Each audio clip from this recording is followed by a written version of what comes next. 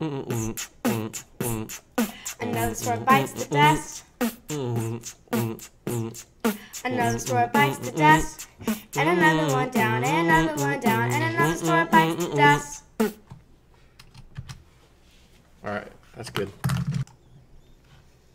So when you hear that sound, you know what that means. When that song comes on, featuring Nico, you know what time it is. Wolf Street. Wolf Richter. Brick-and-mortar retail meltdown has a busy month. Imagine that. After years of asset stripping by private equity firms and hedge funds, this morning, luxury handbag retailer Michael Kors Holdings, which had stellar sales through 2014, revealed in its quarter 4 earnings report that it would close up to 125 retail stores and take a $125 million charge to save $60 million this fiscal year. Sales plunged 11.3% year over year in quarter 4, and the company lost $27 million or 17 cents a share. It doused investors with a gloomy outlook for its fiscal year 2018, with revenues expected to drop over 5% to $4.25 billion, and with same-store sales plunging in the high single-digit range. The company was dogged by heavy promotions, a difficult retail environment, and a product and store experience that didn't sufficiently engage and excite customers, CEO John Idol said. John, are you related to Billy? Remember Billy Idol from the 80s, little rockers, good stuff? Nope, probably not. So the company needs to enhance the store experience to deepen consumer desire and demand for our products. Now, listen, John Idol, I'm sure you have a fantastic salary and a phenomenal golden parachute for the day that you leave. But you don't really want to leave. You want to keep making your nice, big shot CEO salary that you probably make millions of dollars every year. John, the retail apocalypse has already started. There's not a chance in hell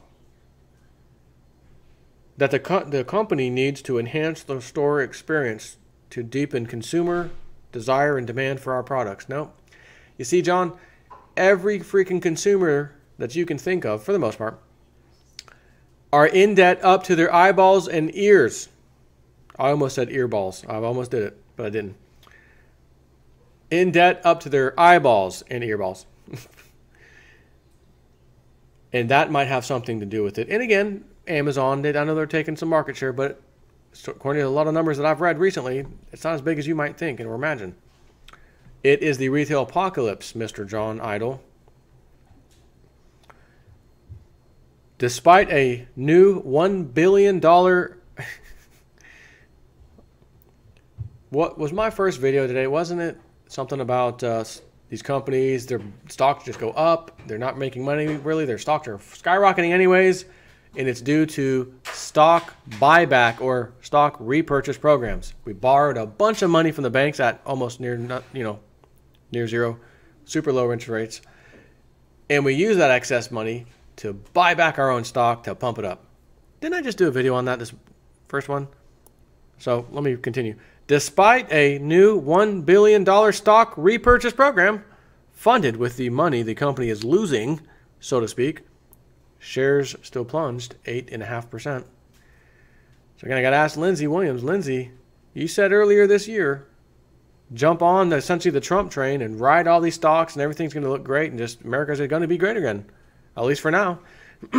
And, of course, his recent video, stock market's going to melt up to 50,000 Dow Jones. And the weird thing about that is I gave you some reasons that it could actually happen. But this isn't looking good for any investor, is it? Even with the stock repurchase program, 8.5% plunge. Sorry about that. Listen, what was the company again? What was that? Handbag, Michael Kors Holdings. Listen, you can't repurchase enough stock to deal with what's coming. Okay.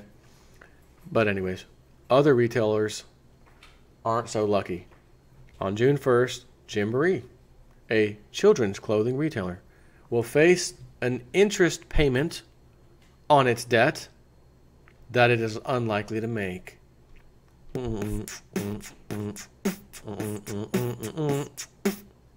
So a bankruptcy filing could be next. Serious bankruptcy rumors started swirling on April 11th when issues with the interest payment cropped up. On May 4th, people familiar with the matter told the Denver Post that Gymboree was looking to close 350 of its 1,200 stores as part of a broader restructuring in bankruptcy court. Buckling under its debt, the company has been in talks with its lenders. According to the Wall Street Journal, the company has contacted firms known for liquidating inventories and other assets during store closures. Inevitably, there is a private equity angle. PE firm Bain Capital acquired the retail chain in 2010 for $1.7 billion, stripped out assets, and loaded the company up with debt, by now $1 billion, an amount company founder Joan Barnes described to Bloomberg as horrendous. Meanwhile, Walmart, Children's Palace, and online retailers have put the squeeze on sales and margins. So even online retailers, see, it's not just the local stores. Retail apocalypse is retail apocalypse. To raise cash and stay alive and carve out a niche online, the company mortgaged its distribution center in 2015. In 2016, it sold Gymboree Play and Music to Zevian Holding, a Bain investor. But in its fourth quarter, the company lost $325 million, and the CEO was sacked.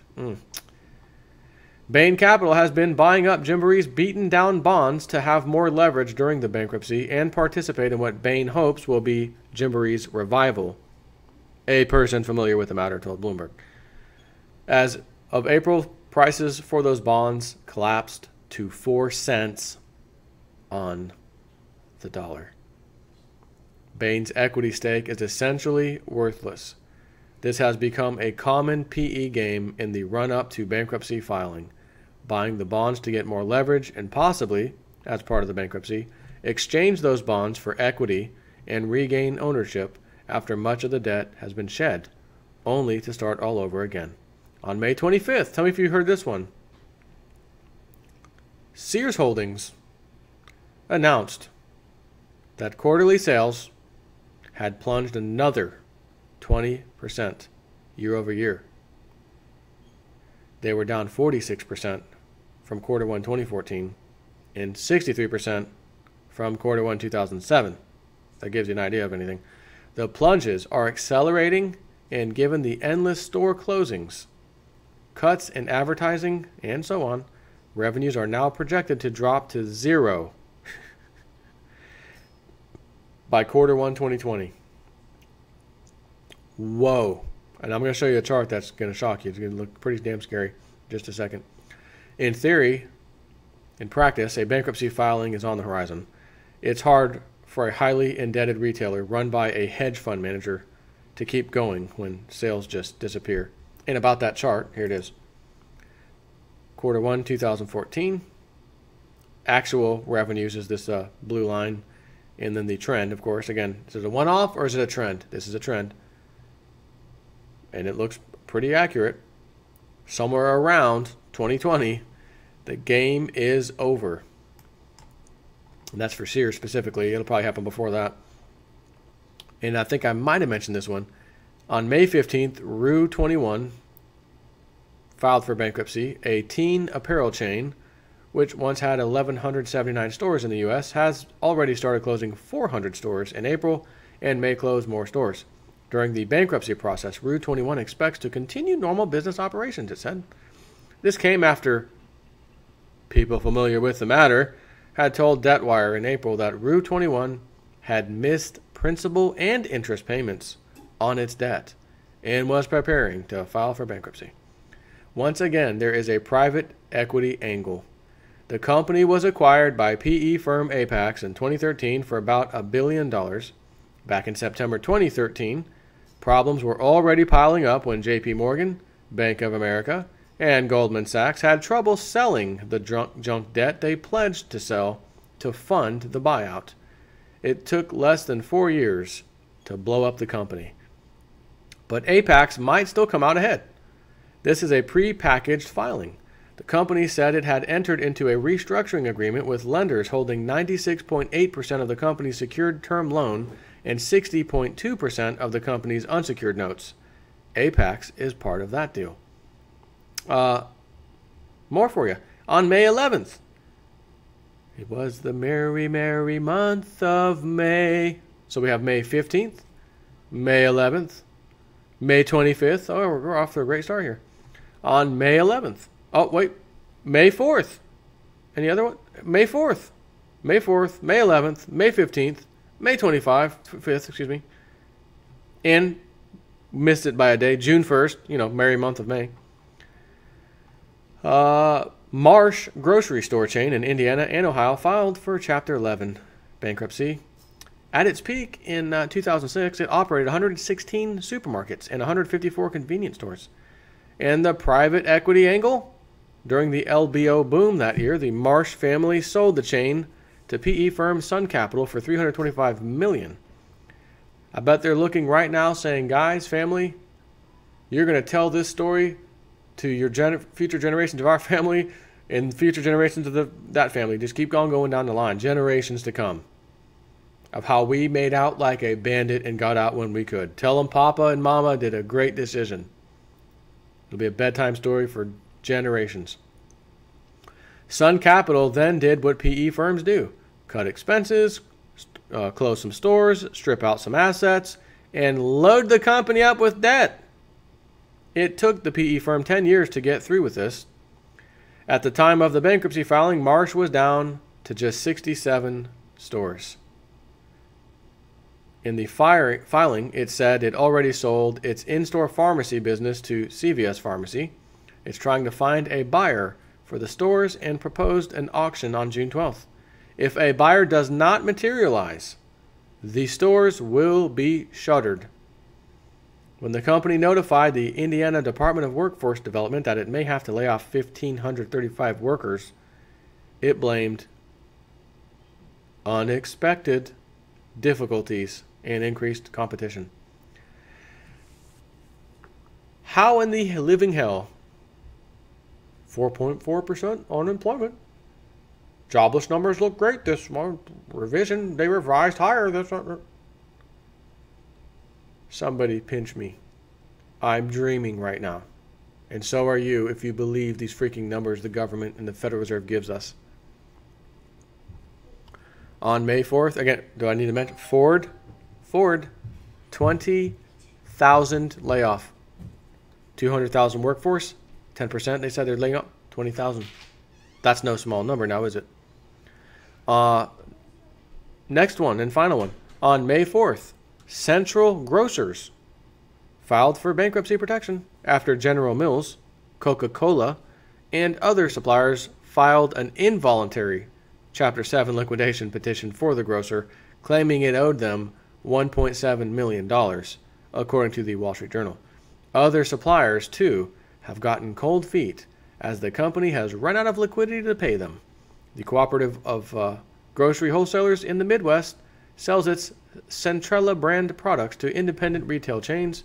It also owns and operates 3 regional chains, Strachan Van Til, Ultra Foods, and Town and Country Markets. The company is trying to sell some of the more viable stores and close the rest. Inventory at its distribution center is being liquidated. This concludes the May installment of Brick-and-Mortar Retail Meltdown. And he says, here's the prior installment, if you want to read it on a different link. I'm in awe of how fast brick-and-mortar retail is melting down. And how is it a short one? Can I just pull this one off real quick? This is from April 24th. Yeah, April. I'll just read you some of the quick headlines of it. April 26th. Yeah, I think I did already do this one. April 21st. So again, what's after April, May? So just a month prior. from when I'm doing this video, a month prior, which I guess, I mean, we're in June 2nd now, whatever. May to April.